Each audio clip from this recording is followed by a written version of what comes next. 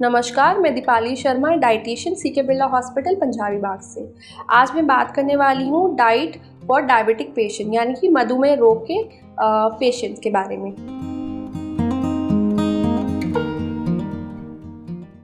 पहले हम शुरू करते हैं 3 चीज़ों का जो हमें ध्यान रखना चाहिए कि हम सही मात्रा में खाएं, सही टाइम पे खाएं और सही गैप के साथ खाएं, और क्या चीज़ें नहीं खानी चाहिए इसका भी ध्यान रखना है। तो पहले हम शुरुआत करते हैं कि क्या हमें नहीं खाना चाहिए।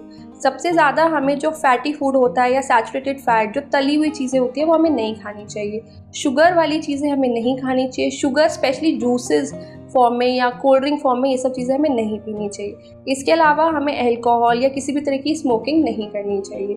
और कार्बोहाइड्रेट यानी कि वाइट शुगर्स, जिसको हम आजकल वाइट शुगर्स भी कहते हैं या वाइट कार्ब्स कहते हैं या सिंपल कार्ब्स कहते हैं, उनका सेवन हमें नहीं करना चाहिए। इसके अलावा क्या चीज़ हमें सही तरीके से और सही मात्रा में खानी चाहिए। पहले आते हैं फ्रूट्स एंड वेजिटेबल्स, जिनका ग्लाइसेमिक इंडेक्स लो है, यानी कि जो हमारी शरीर में शुगर धीरे धीरे स्लोली रिलीज करते हैं, हमें वो खाने चाहिए।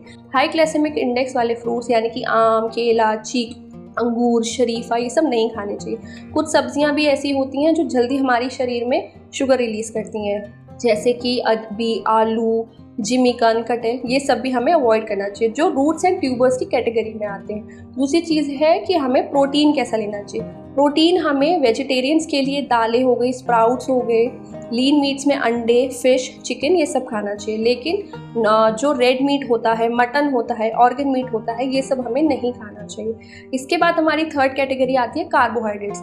कार्बोहाइड्रेट्स में हमें ये ध्यान रखना चाहिए कि हम कौन से तरीके के कार्बोहाइड्रेट चूज़ कर रहे हैं। कार्बोहाइड्रेट इंपॉर्टेंट है, हमारे लिए ज़रूरी है। लोगों को ये लगता है कि कार्बोहाइड्रेट अवॉइड करने से शुगर कम हो जाएगी, ऐसा नहीं है।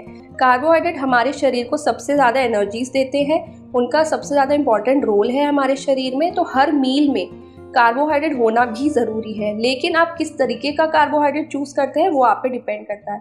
तो उसके लिए हम क्या कर सकते हैं कि हम होल ग्रेन्स चूज़ कर सकते हैं, मल्टीग्रेन कर सकते हैं अपने आटे को, मिलेट्स चूज़ कर सकते हैं। जैसे कि सीजनल वाइज अगर हम चूज़ करें तो उससे ज़्यादा बेनिफिट होगा। जैसे बाजरा और रागी हम विंटर्स में इस्तेमाल करें, बारले, ज्वार या जौ हम समर्स में यूज़ कर सकते हैं। इसके अलावा हमें पानी कितना पीना चाहिए वो भी ध्यान रखना चाहिए।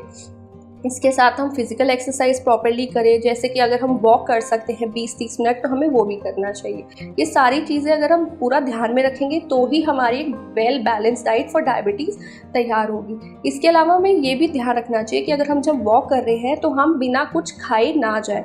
वॉक करने से पहले स्पेशली डायबिटिक पेशेंट्स खाली पेट ना जाए। इसके लिए आप ये कर सकते हैं, जो हम सुबह आदत होती है कि हम भीगे हुए बादाम खाएं, अखरोट खाएं, तो ऐसे ही डायबिटिक पेशेंट्स भी खा सकते हैं। उन्हें खाने के बाद और साथ में कोई प्रोटीन इंटेक ले ले ब्रेकफास्ट में, जैसे स्प्राउट्स खा सकते हैं। उसके बाद एक्सरसाइज करें। खाली पेट एक्सरसाइज करना शुगर पेशेंट के लिए हानिकारक हो सकता है।